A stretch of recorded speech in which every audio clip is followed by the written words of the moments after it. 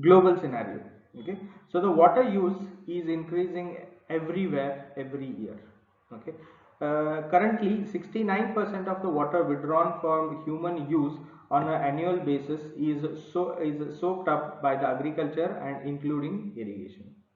So you can see 69% of the water withdrawn for human use is being utilized for agriculture or irrigation purpose. Industries account for 23% and domestic use account for 8%. So you can check out the major thing is what your chunk is basically for irrigation or agriculture. Next comes the industry, and the domestic use what we do is 8%. Okay, so these global averages vary to a great deal between the regions. So what do I meant by that is based on what kind of country you are living in and what kind of environmental conditions are existing over there, these particular 69, 23 and 8% are going to vary vastly. Okay, because based on the standard of living and based on your priorities in that particular region, so these things are going to get varied. So from 23% of water used for industrial purpose in that high income countries, that is developed countries, 59% of the total water use, and for low income countries 8% of the total water use. So you can check out, even though the average is saying 23 for industrial use, but if a developed country is there, so there they have a very high number of industries, so that even the amount of water usage over there will be more, whereas for a developing or underdeveloped countries where the amount of industries are limited, there the amount of means water utilization will be less, that is 8%. With the decrease in the resource and increase in trends of water demand by various user sectors, sharing concept is coming up and is becoming complicated too. So what do you mean by this is, as and when the demand is increasing, so the resources are limited, so resources are fixed. Okay, imagine you have 1000 liters of water. Let us say in 1980, in that one particular house, four people are staying. Okay, because of that, in let us say in 2000, because of the increase in population, let us say they are six now. Now in 2020, let us say they are eight, but still that water resource of 1000 liters is same. Even if you consider the entire world, the water resource is remaining same, but the population is increasing. So that's why what is happening is, right now there is a sharing concept which is coming up. So but even that sharing concept, in the sense what, sharing of water between the states, between the countries, because you have heard of many news channels where there are n number of hydrological projects which have been opposed by various government and non-government organizations, because of what, sharing concept, because they don't want to share that water resource or any of the other one or the other reason. So even these sharing concepts are becoming complicated because of day-to-day increase in population, and that particular demand is being put up on the water resources. Now Indian scenario.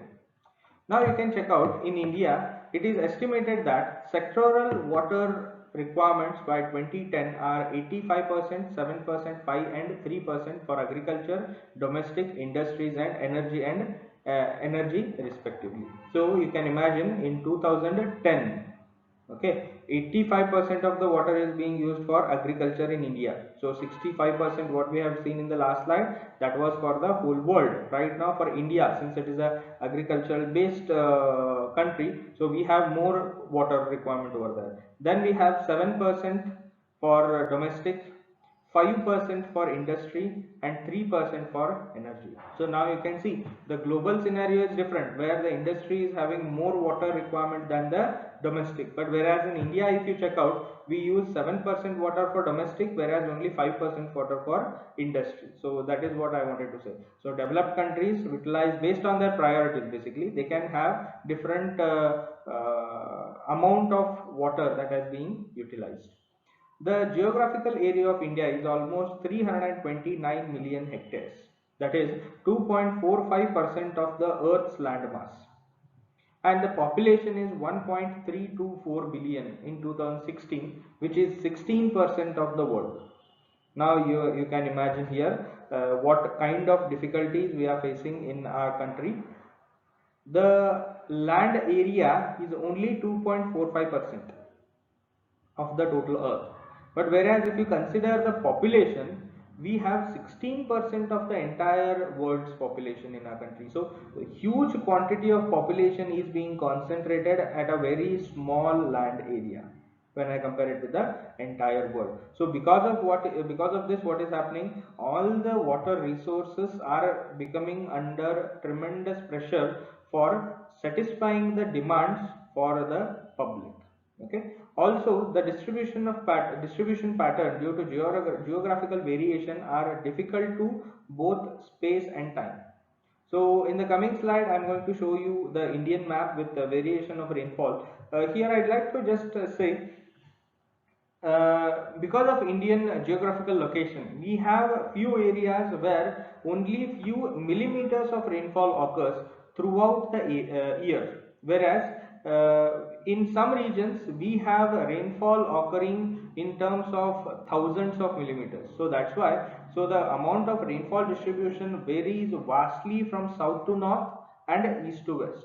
So even because of that, what will happen, we have the water resource, but the proper utilization of that is going to become difficult because of this unevenness. So that's why management of this water resource is going to become very much important. The Indian program of river linking and transfer of huge volume of water from one basin to the other basin is also in progress. So already you have heard about interlinking of rivers, and even that is not a small project. So basically what these interlinking of rivers are trying to do is, basically, even though it has a lot of what I can say disadvantages, as well as they have a few advantages, where the entire quantum of water resource which is available is being are being or is optimally utilized for the entire public. So usually what will happen, in simple terms, in the northern region, so even during the summer season the rivers will flow full because of the melting of snow, whereas if you check out the rivers in the southern region, we usually get that river flow only for the 4 months in a year whenever the rainfall occurs. But even in the summer season, what will happen, there will not be any runoff. So at that point of time, we have the water in the north side, but the south side people are not able to utilize that north side water. So such kind of interlinking where the optimum utilization can be done, so even such kind of activities are being carried out. In India, water conservation implies improving the availability of water through augmentation by means of storage of water in surface reservoirs, tanks, soil and groundwater zones. So water conservation in India basically concentrates on how you are going to store the water which is being reaching the earth through in the form of precipitation. So we can have our reservoirs, your lakes, ponds, your earthen bunds, or even you can store the water underground, means basically your underground aquifers. So even that can be recharged with the rainwater. So all those things can be done as a step for water conservation in India.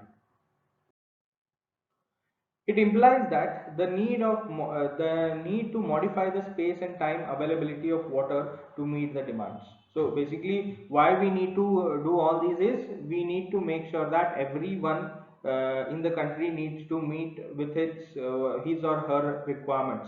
So for that, we need to have a proper management where modifying the space and time, in the sense, what, imagine I have, let us say, this is, sorry for this, but imagine this as our map of the country. Okay, so at that point of time, you can just see, imagine north side we have water even in summer season. Okay, in south side we don't have water in the summer season. Okay, in between, let us say it is average. So at that point of time, modifying the space, in the sense, what, we need to make sure that with the hydrological projects, the water which is available over here needs to be transferred to the less availability of water area.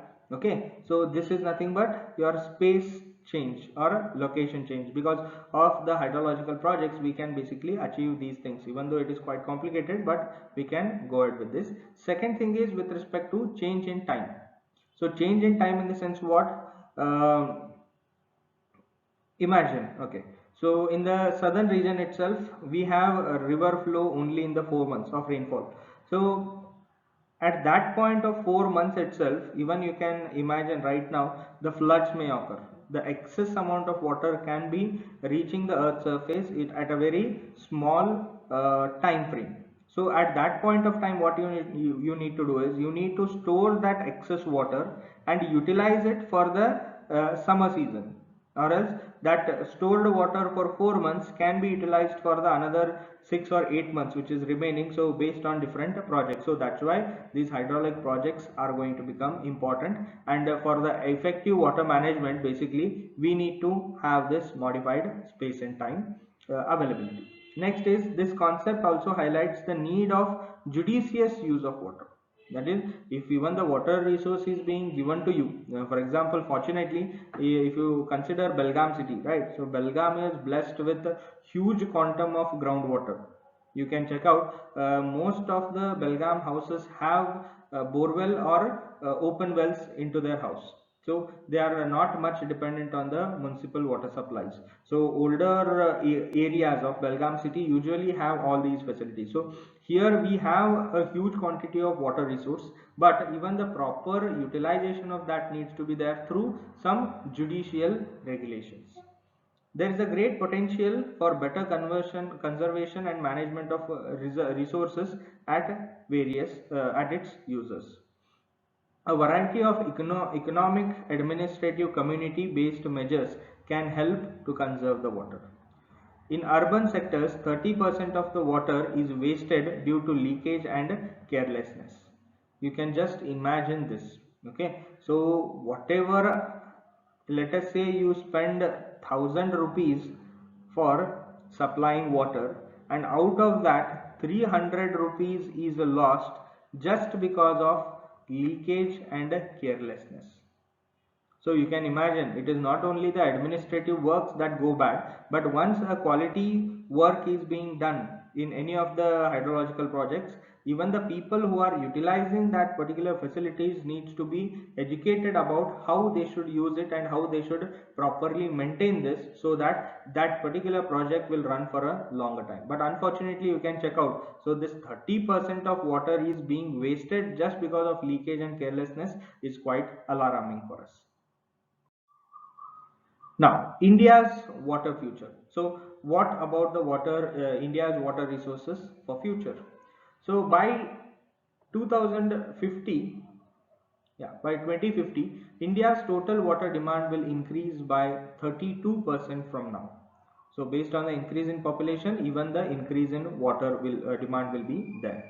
Industrial and domestic sector will continue to account for 85% of the additional demand. So that is, industrial and domestic sectors are going to be the major source, or else major water demanding sectors in India. Over exploitation of groundwater, failure to recharge aquifers, and reduction in catchment capacities due to uncontrolled urbanization are all cause for the precious tilt in the water balance. So what do you mean by this is, over exploitation of anything is bad. Okay, here we have groundwater, failure in recharge of aquifers, reduction in catchment capacities due to uncontrolled urbanizations. That is, you have heard many a times in cities, in metropolitan cities, the lakes, the low-lying areas are being filled up with soil, and there the apartments are being built up. So that's why if you don't provide proper care for the water resources, then first of all the water storage is reducing. Second of all, in case of any excess rainfall due to the natural slope, all that water will end up into that low lying area itself, because of which the flooding will occur. Okay, if the present rate of groundwater depletion persists, India will only have 22% of the present daily per capita water available in 2050, possibly forcing the country to import water.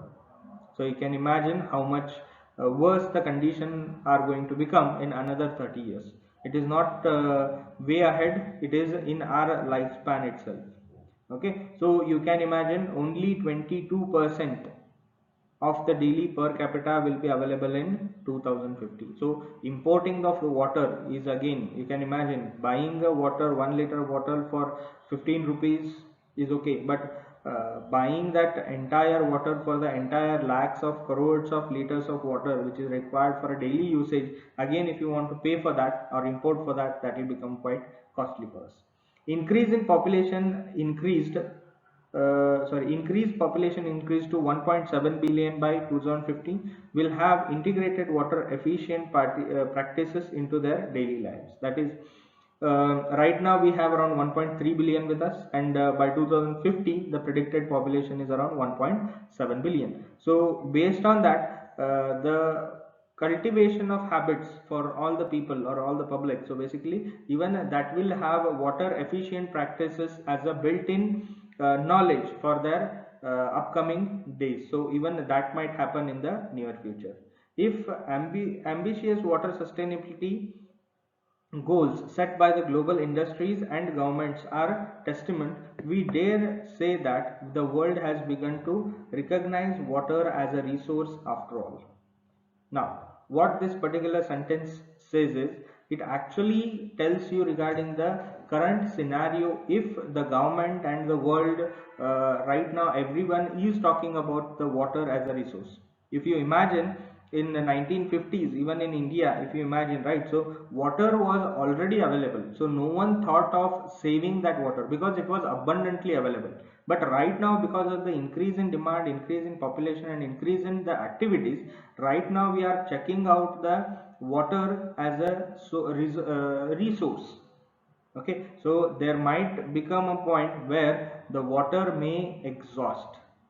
Okay, so the water will remain, but the fresh water or the usable water may get exhausted. So you have heard of a few of the news channels which are stating the Bangalore or Pune or Mumbai city will lose all of its drinking water by 2030, 2035. So all these things are what based on the current scenario and the way in which they are utilizing that water, because of which such situations might arise.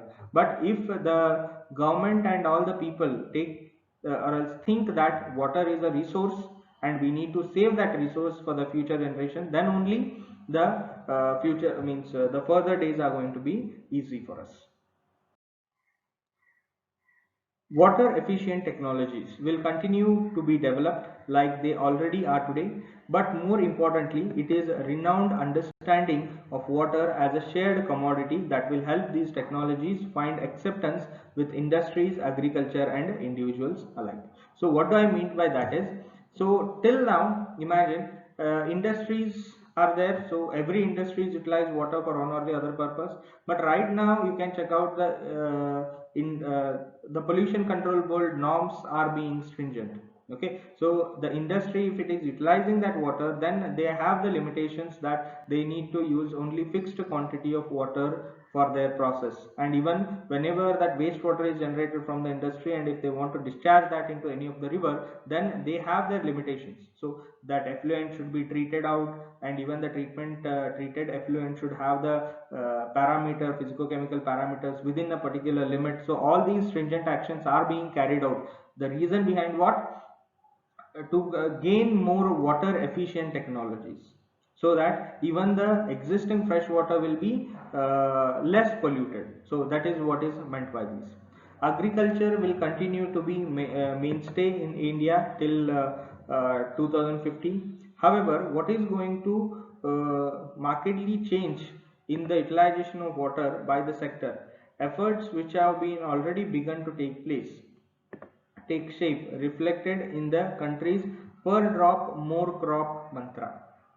So what do you mean by that is, agriculture is going to be the major aspect even in 2050, but because of all these water efficient technologies and the knowledge or the education to the people, that will make sure that per drop more crop, that is effective utilization of water even in agriculture. So even in this particular syllabus, the fourth and fifth module, which which concentrates more on the irrigation aspects, actually tells you how much optimum quantity of water needs to be added for the crop. Because if you add excess water, it will get evaporated or it will get infiltrated, so it will not be optimally utilized. So such kind of initiatives will be coming up with per drop more crop mantra. Industries will be judged by their shareholders and customers on environmental sustainability practices integrated into the core business operations. That is, so even the industries, it will not be recognized based on what quality of product they are going to generate, but also based on what the stakeholders are feeling. That is, whether it is an environmental or occupational hazards, or how much environmentally friendly those particular people are originating or else creating those particular products. So even that is going to play an important role. A simple example over here is, imagine if you have two restaurants, one highlights its organic food or organic vegetables that has been grown without any chemicals, so we prepare the food with such kind of vegetables. One hotel is, let us say, marketing that part, and one more is marketing based on its interior, its pleasures, what it is going to give you. So basically what will happen, most of you might think of going to the one which is more healthy, that is organic, right? So industries will also be judged not only based on the product, or for hotels it is not only based on the taste of that food, but also based on the health aspect, or a different health parameter will be coming into picture. So here also for the industries, how much gases they are emitting into the atmosphere, how much harmful they are for the surroundings, how much wastewater is being discharged out of that industry, so how much helpful, how much reutilization of water that particular industry is doing. So based on such aspects, the industries will be measured in the coming years. As a result of this, the industries will definitely reduce their dependency on fresh water altogether. Because even right now in 2020, few of the industries have become zero discharge industries. So what do you mean by that? So the entire water what they take up will be limited, and they don't discharge any of the wastewater. The wastewater which is generated is being treated over there only, and it is being utilized for gardening, washing and other purposes. So their footprint of pollution is quite minimal. So as and when the time continues, even these kind of activities will be taking place throughout the country. Treatment of wastewater and the use of recycled water in the manufacturing products will be prevalent across the industry. So just now what I said, so reusing and treatment of water will be quite important. Water availability will be treated as a national security issue, like in the case of Israel, thus providing the impetus to make it a priority. That is, right now few of the countries, for example Israel, where the water shortage, usable water shortage is too much. So that's why even you'll not imagine, if you search a few of the news channels, you'll come to know a few days back Israel had a military security for water resources. Can you imagine this? The military security has been adopted to save their natural water resources in Israel. This has already happened. So you can imagine, as and when the water resource itself will get reduced, the priority for that needs to be more. So for us, still time is there. If we provide proper priority to that particular water resources, definitely we are going to have the advantage for that in the long term. Coastal regions will be more dependent on seawater by using desalination technology. So this is one of the treatment techniques. Water demand in India will reach 1.5 trillion cubic meters in 2030. Currently it is 740 billion cubic meters. So I hope you can check out what do you mean by billion and trillion. Okay, billion is nothing but what? It is 9 zeros in front of 1. Okay, so 740 billion cubic meters. It is not liters, it is cubic meters. You can imagine what is the present water demand for the whole country. Okay, similarly in 2030, that is just 10 years from now, it is 1.5 trillion cubic meters. So trillion is nothing but 12 zeros in front of 1, that is 1 trillion. Okay, so 1.5 trillion cubic meters are going to be there in 2030. So this is basically the stats about the water resource in the world, in India, as well as what might be the future scenario for India's water. Now let us understand about the hydrology. Okay. So the first, this particular term is being derived from two Greek words. One is hydor and second one is logos. Okay. Hydor means water in Greek and logos means the studies. So the study of water itself is given by hydrology. Okay. So hydrology is a science which deals with the occurrence, circulation and the distribution of water of the earth and earth's atmosphere. So this is the definition of hydrology. So let us repeat that. Hydrology is a science which deals with the occurrence, circulation and distribution of water of the earth and earth's atmosphere. So basically how the water occurs, how it circulates from the atmosphere to the earth and again back even to the groundwater. So those things, along with that distribution of water on the earth's surface. So how that particular water is distributed, whether in which state, at what space, at what time. So all those studies will be coming under hydrology. Now hydrological cycle. It is also known as water cycle. The hydrological cycle is a continuous process in which water is evaporated from the water surfaces and the oceans, moves inland as moist air masses and produces precipitation if the correct vertical lifting conditions exist. So basically what it says is the entire movement of water from the earth's surface to the groundwater to the atmosphere and again back is basically determined or else is basically analyzed by the hydrological cycle. Now, importance of hydrology. So, as previously we have seen in the India scenario for water availability, you can check out. So, this particular map is indicating the rainfall range in that particular region. So, you can see this light blue color is indicating the rainfall from 100 to 200 mm per year. So you can see, check out over here. So the quantum of water which is there is very less, the amount of rainfall is very less, whereas for the highest we have around 4000 to 8000 millimeter per year of rainfall. So even though as a whole India, if you check out, there is a sufficient amount of water resources which are available, but because of that space at which they are concentrated, you can see the dark blue colored are segregated at a very few places. Okay, so because of which again this because of the placement of this rainfall will be making it difficult to reach the water required regions where the less amount of rainfall occurs. Along with that, the time. So all this rainfall, the dark blue colored of color what you are seeing over here, may occur in a very short period of time, because of which what will happen, even only that water needs to be stored properly for the long term usage. So even that may not occur over here. So this is just in general regarding the importance why this hydrology is important, because you want to make sure that where the water resource is available, from there it should be basically taken to a place where there is more water demand or less water resource available. Along with that, the time constraint. So the rainfall may occur over a period of only 4 months, but that stored water through that rainfall can be used for the coming dry months to come basically. Yeah. Now, let us go into the important bit, that is hydrological cycle. So this particular representation is nothing but the descriptive representation what we have.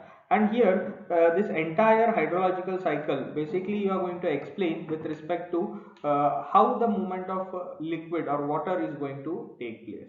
So in school days, as we have discussed earlier, it is just from the water body, the water is evaporating and then it will form clouds, and from there again the precipitation is occurring, and this particular cycle continues. This is the simplest form of hydrological cycle that can be expressed. But now keeping a bit of technical aspects into these particular explanation, so let us see what all things are there. Okay, so let me explain this particular figure first. So here I have, I'll take Okay, so here I have a mountain. Okay, then I have this pond, a lake, or a small stream which is available. Then I again have a land surface. So this building or tree may be an obstacle or a city that is being shown over here, and then we have the oceans over here. So this is much larger water body. Along with that, here we this dotted line is indicated the aquifer or else groundwater table, and this hatched line is showing below that there is impervious rock. So the water cannot infiltrate beneath that. But since it is an aquifer or a pervious rock, so here the groundwater can stay.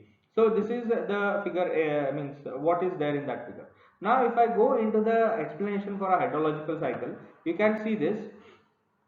First, let me take it with respect to the oceans. Okay, so this is the largest body of water available on Earth.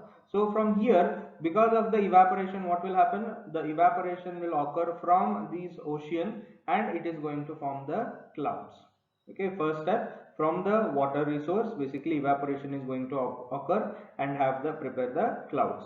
So once the clouds are being prepared, okay, and then the rainfall occurs, the simplest one. If the rainfall occurs again on the same water body, or that is on the oceans or this small streams, that is, if the precipitation is occurring or the rainfall is occurring on the water bodies itself, then you are going to call that as channel precipitation. Please kindly remember this, you are going to call that as channel precipitation if the rainfall is occurring again on the water resource itself. Now the second thing is, if the water rainfall is occurring on the land, then you are going to simply call this as precipitation or rainfall. And once it reaches this particular land, what all things happens, let us check out. Okay, first thing is, as and when the rainfall is occurring, there might be some obstacles. So what are those obstacles? That may be any of the man-made structures, that is buildings, cities, paved roads, anything of that sort, or it may end up with the trees, your boulders, or anything which is natural. Okay, so whenever the rainfall hits this obstacle, what actually happens? So first the water will stay on top of that terrace for some times, then based on the slope it is going to end up at the land or else on the ground surface. And even whatever the rainfall is hitting this building from the side, basically that is going to drip down to the ground surface. So this particular flow of water, that is this small flow of water, so from the building sides and top to the surface, you are going to call that as through fall. Please remember this term, you are going to call that as through. This is called as through fall. So rainfall is separate. So rainfall is directly which is occurring from the clouds, but again till it reaches the ground surface, when it hits the building and drips down the sides of the building or even the plant and drips down surrounding that, then you are going to call that as a through fall. Okay, so second thing what we have discussed is regarding the through fall. Now once this through fall is reaching the earth surface along with the rainwater, what actually happens over here? Imagine this is the landmass, rainfall is occurring, some initial water will be absorbed by the soil, and then the infiltration will start. Okay, so the next part over here is what? Your infiltration that is going to start. So once the infiltration rate is less than the amount of rainfall which is occurring at that point of time, imagine, so 10 centimeter of rainfall is occurring. Out of that, let us say 1 centimeter has been absorbed by the soil, and let us say some 3 centimeter of infiltration capacity is there for the soil beneath. So at that point of time, what will happen? 4 centimeter is lost over here. Okay, so the remaining 6 centimeters of rainfall which is there, then it will starts to flow on the ground. So this is nothing but what? Your surface runoff that is being explained over here.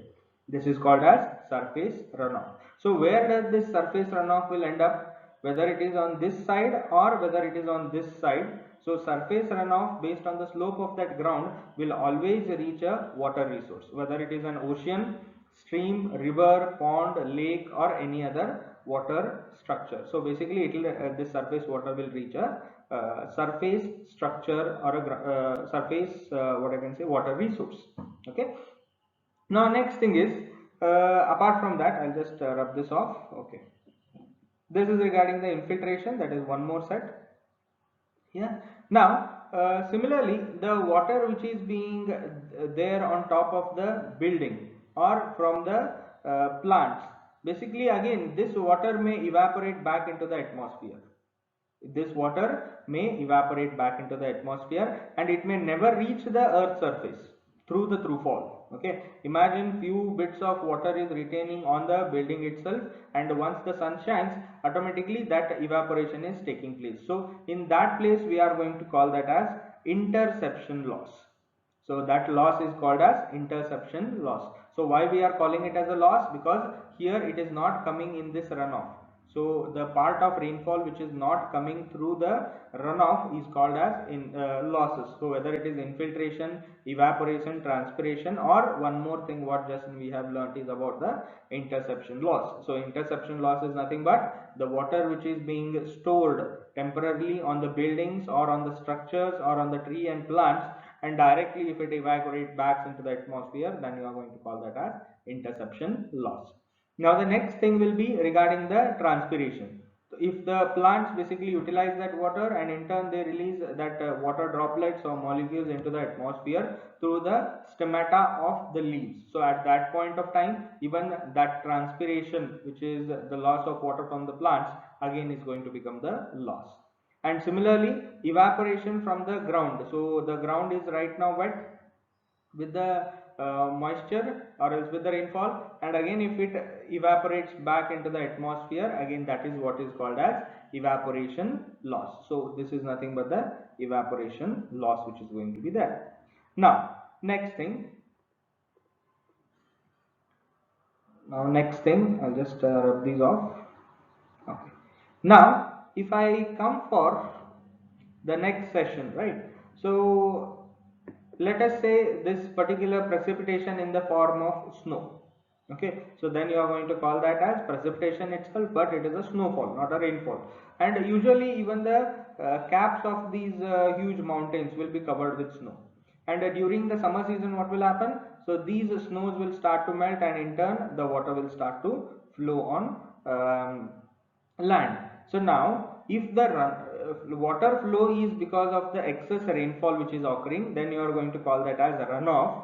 Whereas if the water is running because of the melting of snow, it is not because of the rainfall, then you are going to call that as overland flow.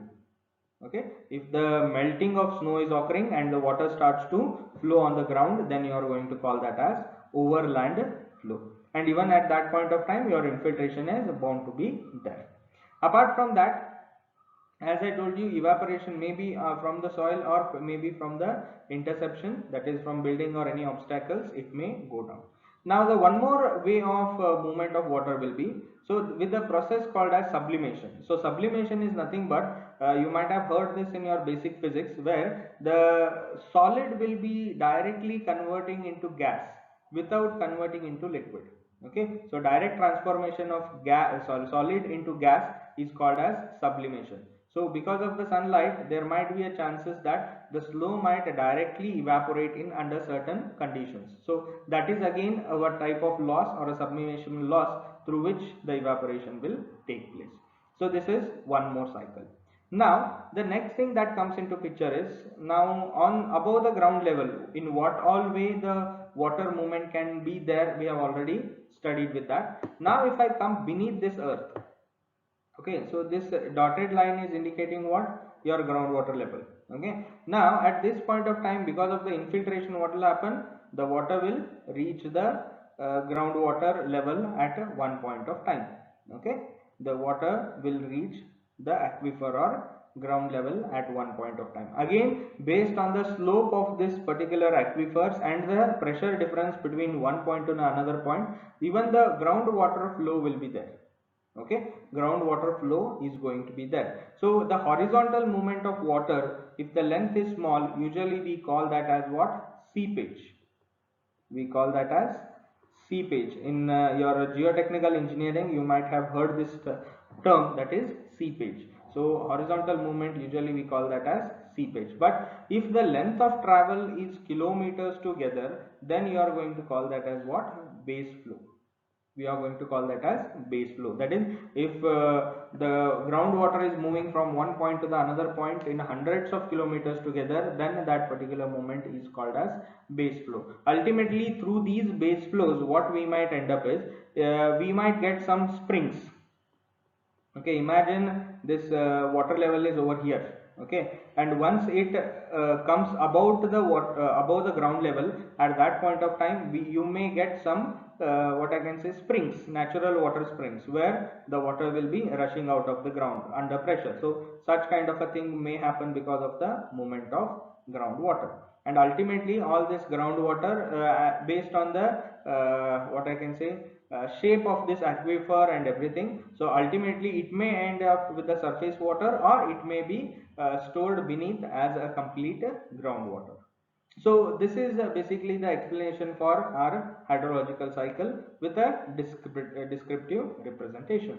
Now if I need to tell you again, revise basically here in this, the difference I hope you have understood with respect to your school hydrological cycle. Okay, in school it was just normal movement of water, but right now you can check out, you need to define all these terms. So channel precipitation, what I said, evaporation which is there, interception, transpiration, evaporation from water bodies, again interception from soil, evaporation, sublimation which is there, overflow, overland flow, surface runoff, infiltration, base flow, seepage, your aquifers, and the movement of water. If you explain all these things together, then your entire hydrological cycle explanation will be done for you. I hope it is clear. Okay, now the next thing which comes up is different representation of that. So the explanation and the movement of water are going to remain exactly same, but the way in which we are going to represent is going to differ. So let us check out the next slide for the other explanation. Okay, so now this is the engineering representation for a hydrological cycle. Now if we check out all the terms which have been written over here, all the terms remaining same. For example, this is precipitation coming down, so this is atmosphere, this is land surface, the precipitation is occurring, and again here you can see obstacles are there. From there, if the water is reaching, it is called as through fall, and then directly if it is going, it is evaporation. Then snow and ice caps, it is melting to the land surface. If it is vegetation, again precipitation, through fall which will be there, again transpiration is there. So similarly from the land surface, through the infiltration it will go to soil, and in turn it will reach the aquifers. And similarly this interflow is indicating water movement from one soil to the water body, and vice versa. And even from soil the evaporations may be there, so that is being indicated over here. And from the atmosphere, if the precipitation is directly occurring on the water body, then it is called as channel precipitation, as I have expressed. Again, if it is moving back, it is evaporation. Now similarly, again if it is going to the oceans, again channel precipitation and evaporation. And again from aquifers, the movement of water through the oceans, then it is called as groundwater flow or base flow. Base flow is again interrelated between groundwater and aquifers. Now you can check out the explanation what we have done till now. So this hydrological cycle is basically made up of a very small cycles of large aspects. Okay, there are different components which all together make this hydrological cycle. So again here the explanation is with respect to you're defining all these smaller cycles and how the movement of water will take place, but the representation in engineering way is a bit different as shown it over here. Now this is the Horton's representation. So again here you can check out, so evaporation of precipitation. So again precipitation, evaporation from all the aspects. So here you can see precipitation, in what all forms that precipitation will take place: rainfall, hailstorms, sleet, snow, dew and frost. So all those things. Here atmospheric moisture in the transportation and storage. Okay, sorry, transpiration and storage. So here how the clouds are being formed and how the movement of water moisture is being there in the atmosphere is being explained here. So similarly different sections are explaining about the different smaller cycles what we have expressed in the previous slide. So this is just the representation difference. in all the three. So this one is called as Horton's representation. So here also basically the same thing is precipitation, surface deposition and precipitation in all forms. From there again evaporation, again from there the atmosphere, and again from the atmosphere it is coming back in the form of precipitation. So different forms of precipitation, different ways in which the movement of water will be there in that ground, and again what type of losses are going to be there. So all those different representations are going to be there in this Horton's representation.